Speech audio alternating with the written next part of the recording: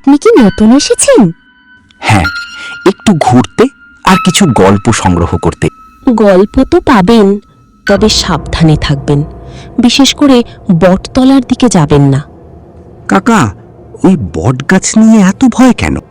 বহু বছর আগে ওখানে এক মেয়েকে মেরে পুঁতে রাখা হয়েছিল।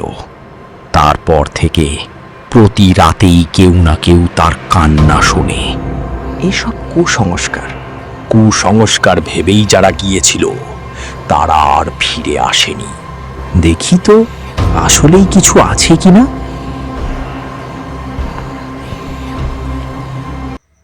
কে আপনি? কে? চলে যা, চলে যা বলছি এখান থেকে। বাঁচতে চাইলে চলে যা।